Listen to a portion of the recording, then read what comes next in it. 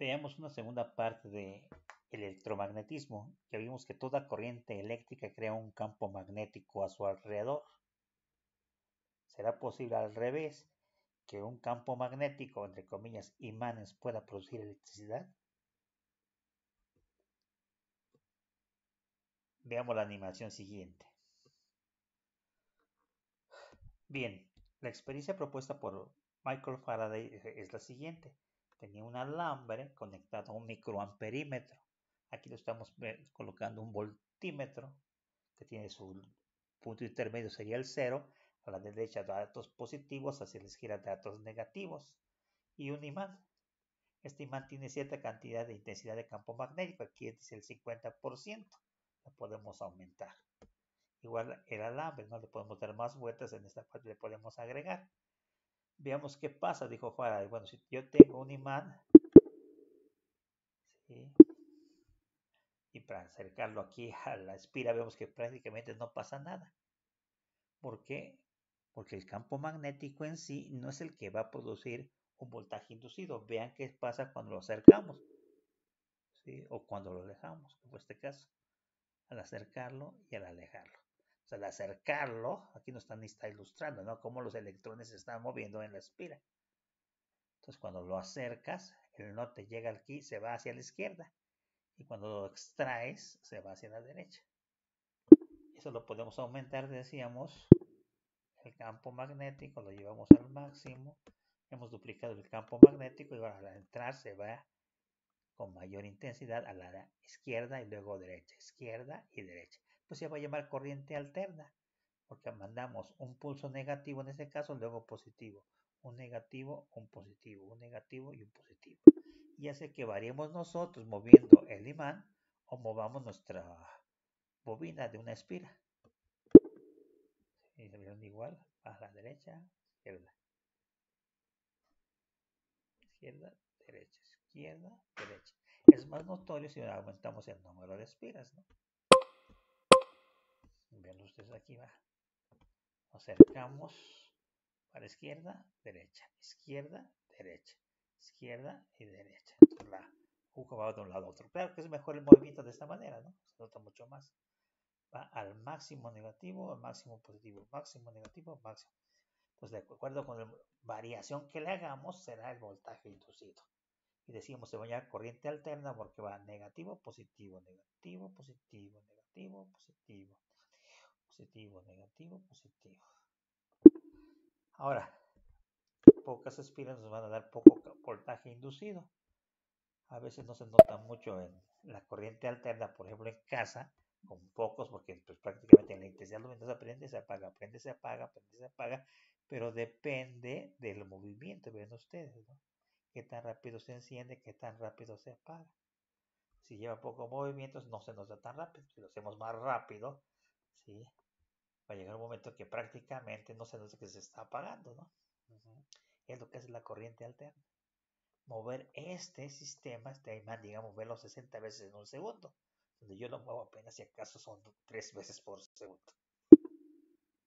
Y por eso en esta casa los focos los vemos, o las lámparas las vemos completamente iluminadas, y no como aquí que decimos, se enciende, se apaga, se enciende, se apaga, se enciende y se apaga. Bien, por eso es corriente alterna. Vayamos a la presentación.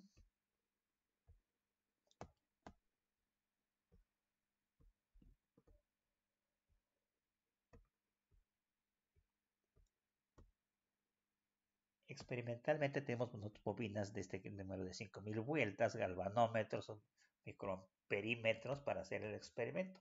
Simplemente metemos el imán también, como aquí se hizo de manera, digamos, virtual, el experimento que nos elaboran ahí presentaciones de internet, pero haciendo un movimiento también con un imán en una bobina cercano a un detector de voltaje o de corriente.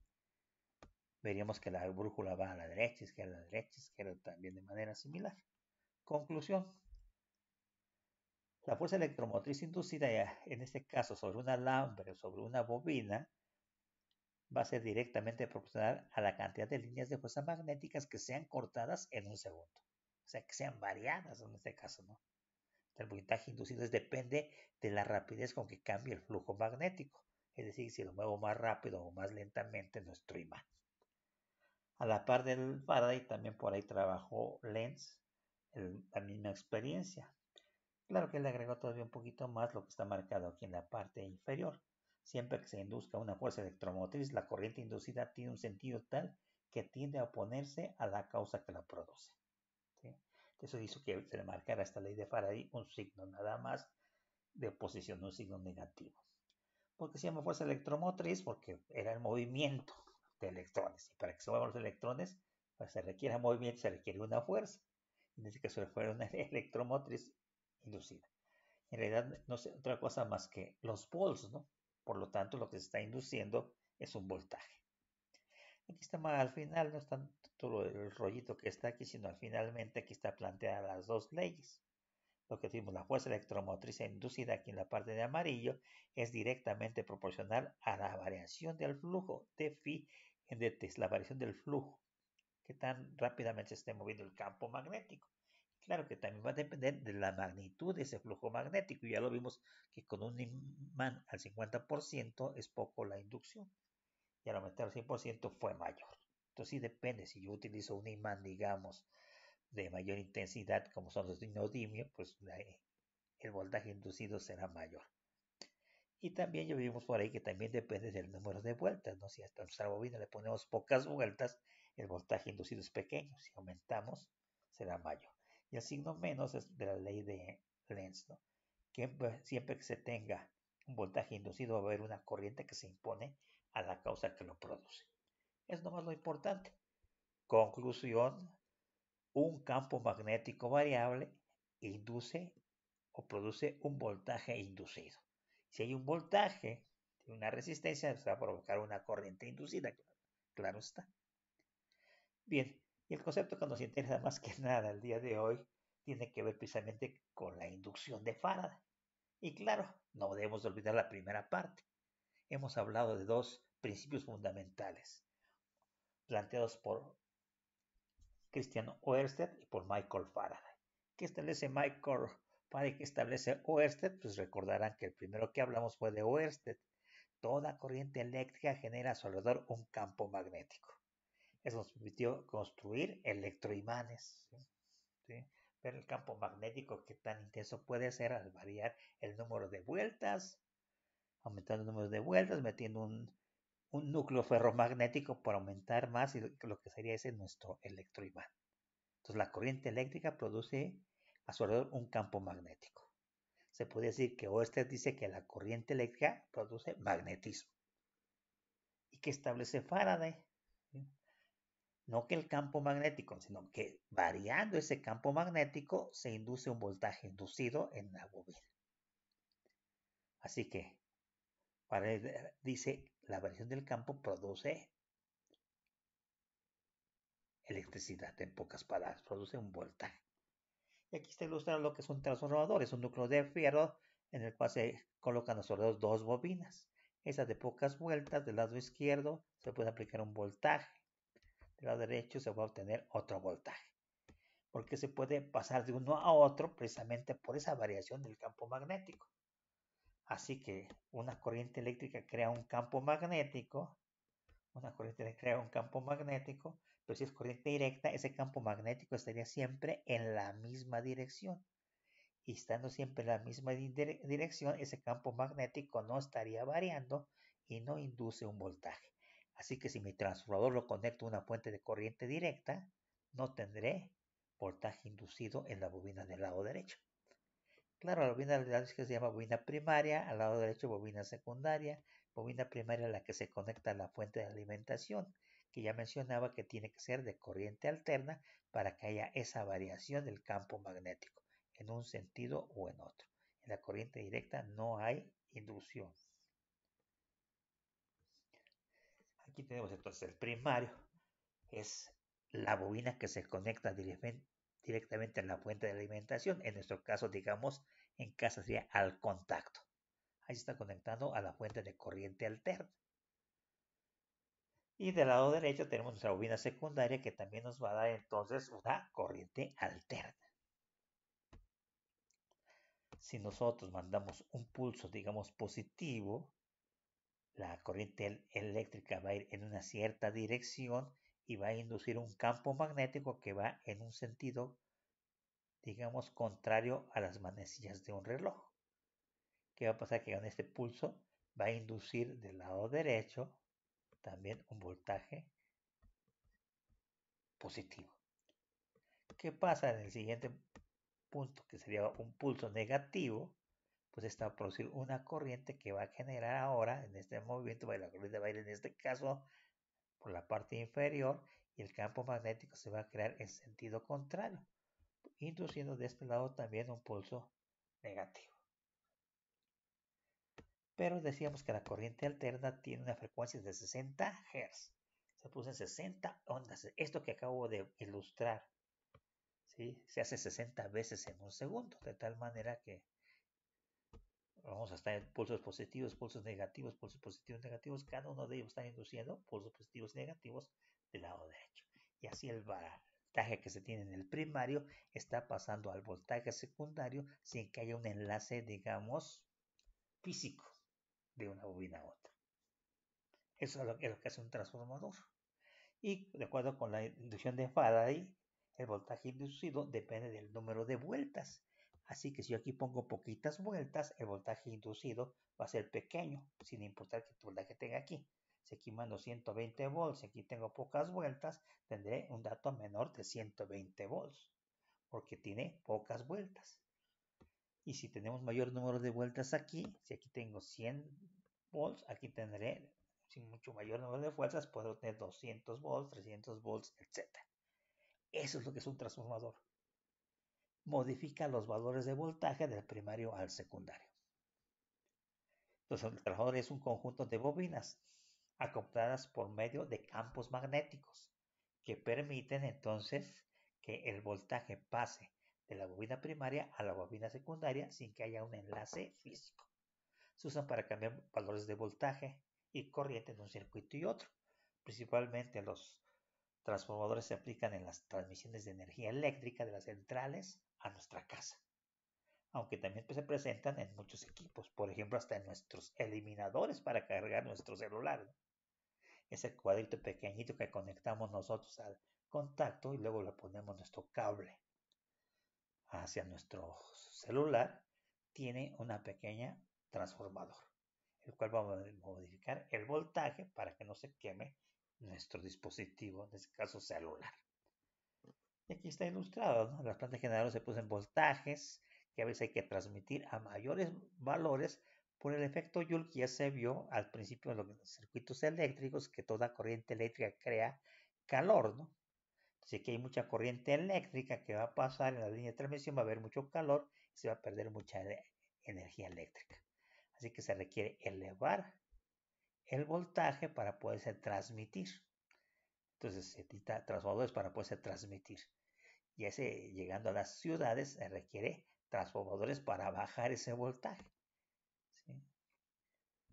Ese voltaje se va a aplicar con mayores magnitudes en las partes industriales, pero con menores valores en las partes comerciales. En realidad nosotros las líneas de alimentación en las calles están de 220 a 127 volts en la Ciudad de México, pero bueno, más que nada es una manera de representarlo.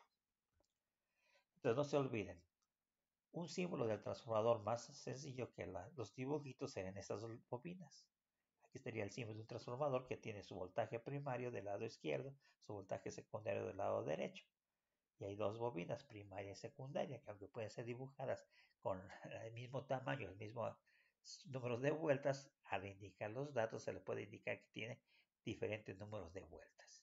Y como hay un voltaje ahí, una diferencia de potencial eléctrico, puede producirse una corriente eléctrica.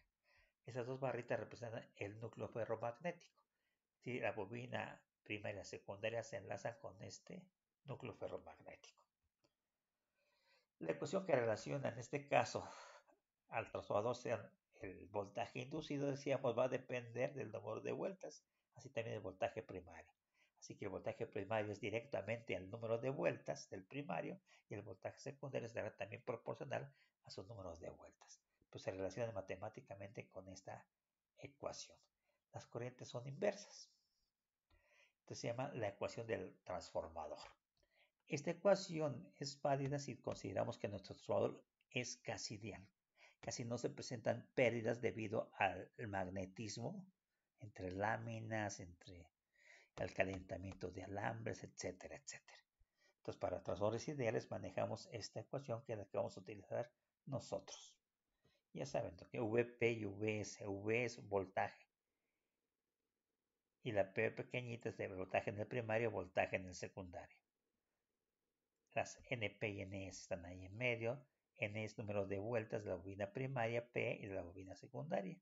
Y las corrientes que están hasta abajo son la corriente del secundario y la corriente del primario. Bueno, trabajemos estos problemas recordando como en esta es una igualdad, la podemos separar en una ecuación entre voltajes y vueltas, otra ecuación entre número de vueltas y corrientes, y una tercera ecuación que puede ser corrientes contra voltajes. Veamos. Bien, ya habíamos mencionado el símbolo del transformador, la ecuación fundamental que la podemos separar en tres ecuaciones. Yo no me la voy a separar en dos nada más para solucionar mis problemas, que es la primera parte, voltaje con número de vueltas, las bobinas, y después las bobinas con el número de vueltas con las corrientes. Entonces separen esas ecuaciones, pero se puede separar también en otra de voltajes con corrientes. Y aquí está lo que hemos escrito comentado en la diapositiva de PowerPoint. Y decir lo que íbamos a hacer es problemas de aplicación.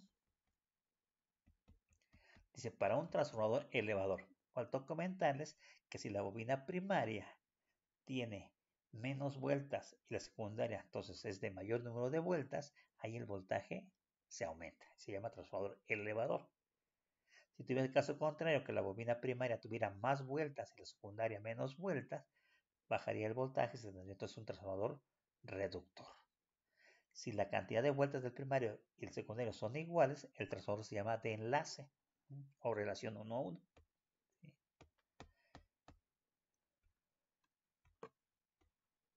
Entonces se le llama elevador o reductor por los valores de voltaje, no por la corriente. El transformador elevador eleva voltajes, el transformador reductor reduce voltajes. Entonces aquí si el transformador elevador tiene 400 vueltas en el primario y 16.000 en el secundario, por eso va a elevar el voltaje.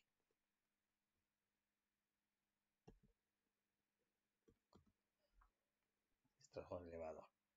Siguiente dato, 400 vueltas en el primario, 16.000 en el secundario. El primario se alimenta con una corriente de 5 amperes y que entrega en el secundario 600 volts. Calcular el voltaje del primario, la corriente del secundario y la potencia del transformador. Entonces vamos primero por los datos. Bobina del primario, NP 400, perdón. Corriente del primario, 5 amperes. Voltaje del primario no nos dicen cuánto vale. Quiere la potencia del transformador, es decir, la potencia tanto del primario como la potencia del secundario.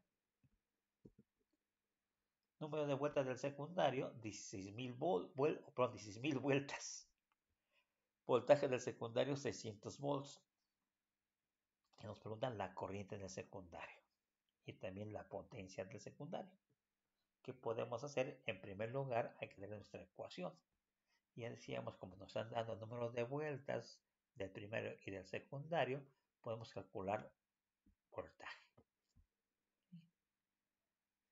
Entonces tenemos que voltaje, el voltaje del primario, ¿no? Porque el voltaje del secundario vale 600 volts. Entonces, si despejamos al voltaje primario, ¿qué tenemos que hacer?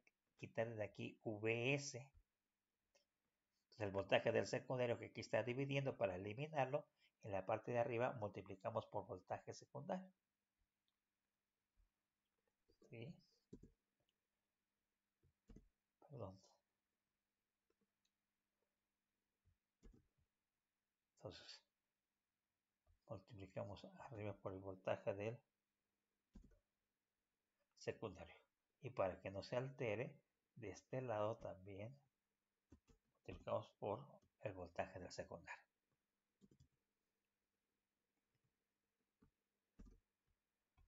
¿Sí?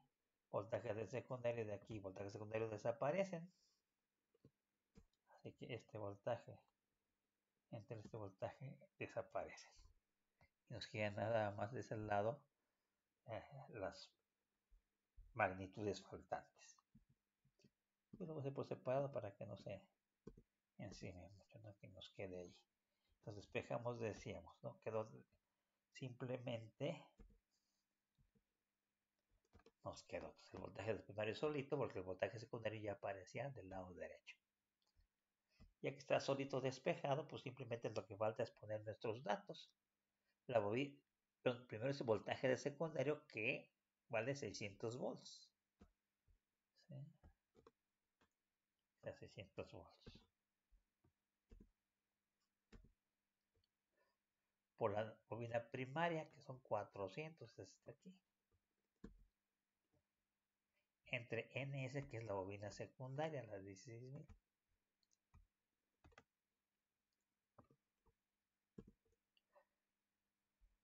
Y ya multiplicamos 600 por 400 entre 16.000, ¿no?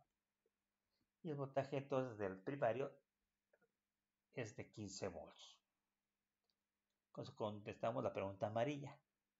La corriente en el secundario. Traemos la segunda expresión, la que estará vueltas con corriente. Aquí está, ¿no?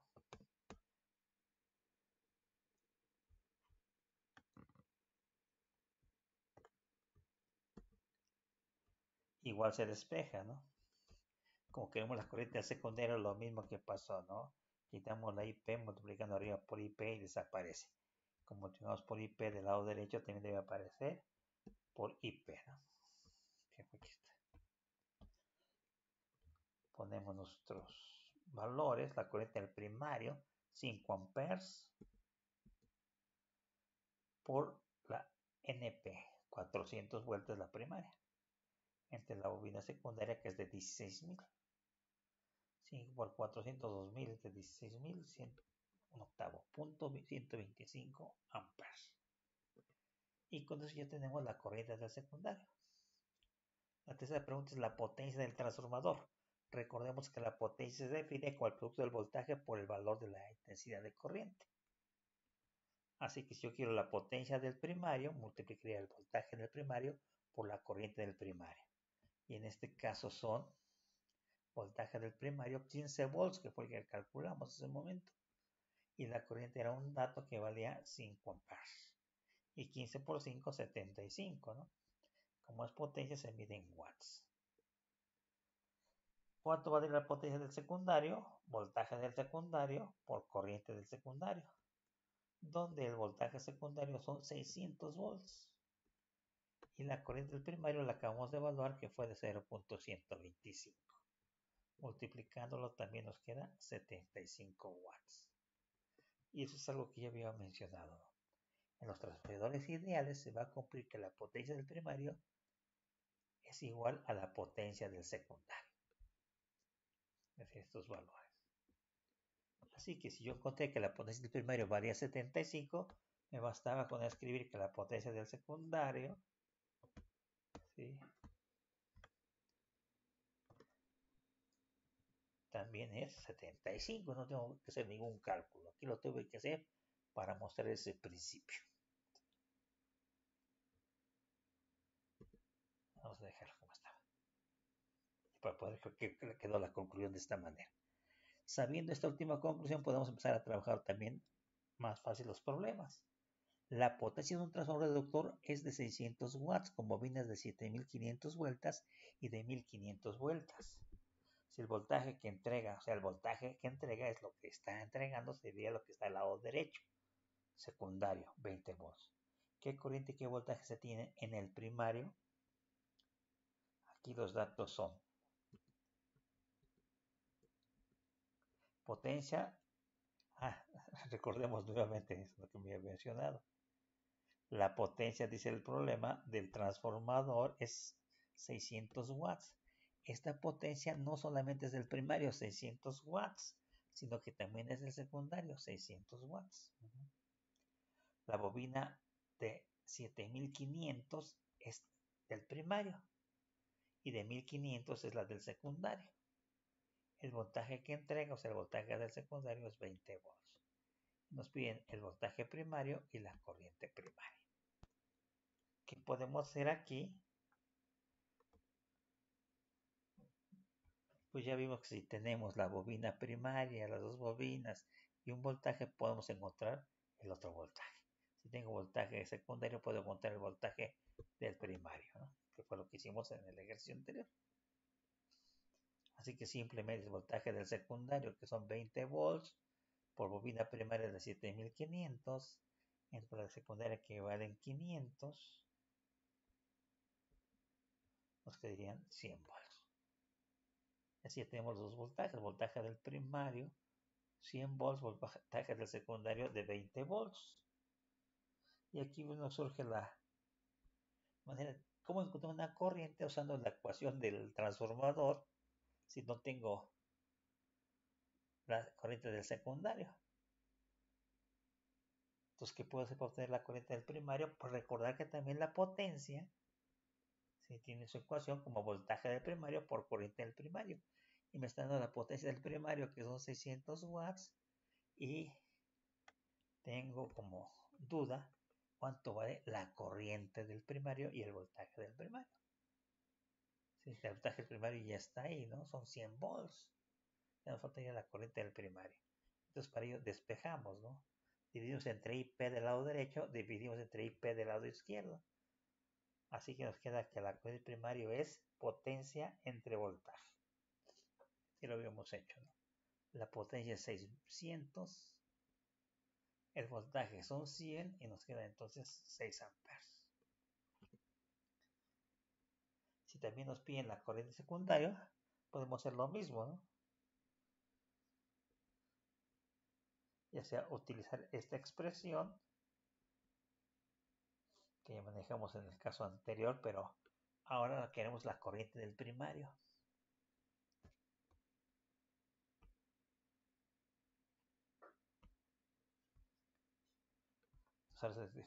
Esto sirve para despejar la corriente del secundario. Entonces, para quitar la IP, ¿sí? Multiplicamos ella por IP y IP desaparece y ya multiplicamos entonces la NP por IP. Aunque luego les comento que también es bueno para hacer sus despejes si se les complica, pues simplemente ya vieron que todo va inverso.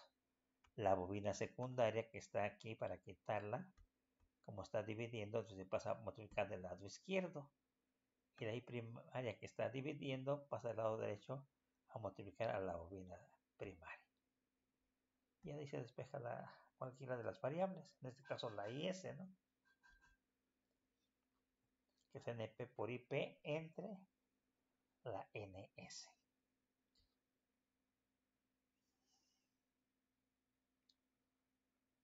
Bobina primaria decíamos que era de 7500 por la corriente primaria, que nos resultó que fue de 6 amperes. Entre la bobina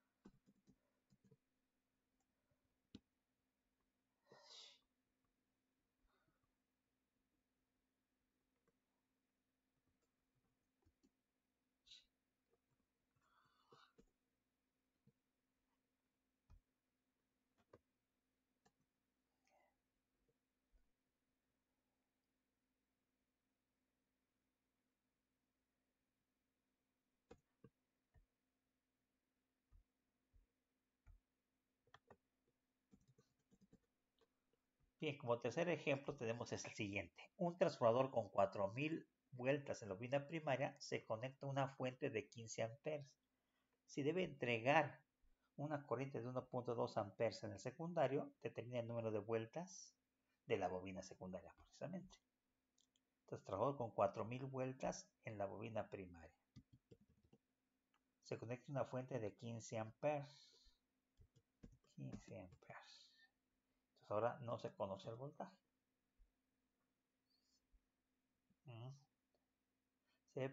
Si debe proporcionar una corriente de 1.2 amperes, aquí que la corriente secundaria debe ser entonces de 1.2 amperes. Entonces, ¿cuántas vueltas tiene que tener la bobina del secundario? Así está más sencillo.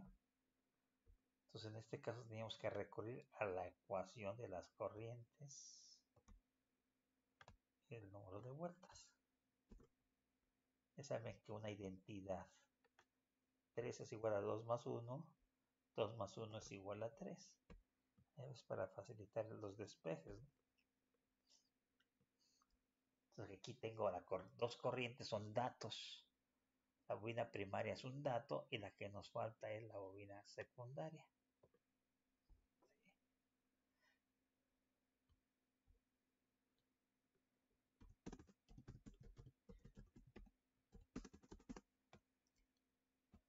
Aquí les mencionaba que precisamente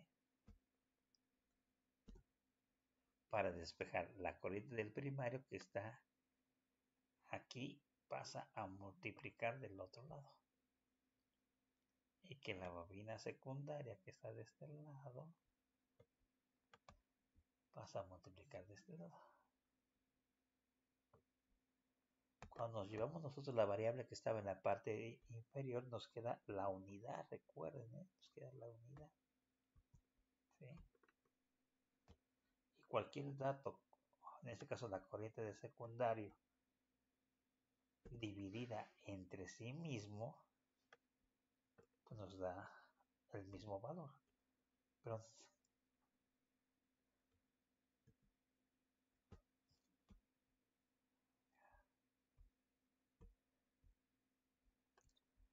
entonces, si dividimos la corriente del secundario entre la unidad,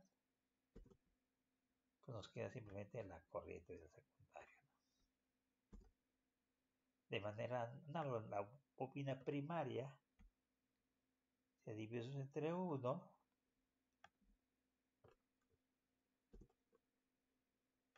pues nos tiene que dar la bobina primaria. Y por último, como lo que queremos es poner la bobina secundaria, la corriente del secundario nos estorba. La pasamos de este lado, pero pasa dividiendo, ¿no? Y eso ya fue nuestro despeje. Y ahora simplemente lo que tenemos que hacer es traer nuestros datos. En la parte de arriba la corriente primaria vale 15 amperes. Por la bobina primaria que son de 4000 vueltas. Entre la corriente secundaria que es 1.2 amperes. Amper con amper se van y nos queda simplemente el número de vueltas, ¿no? Aquí multiplicamos 15 por 4, sería 60. 60.000, entonces daríamos de ese lado 60.000 entre 1.2, 50.000, ¿no?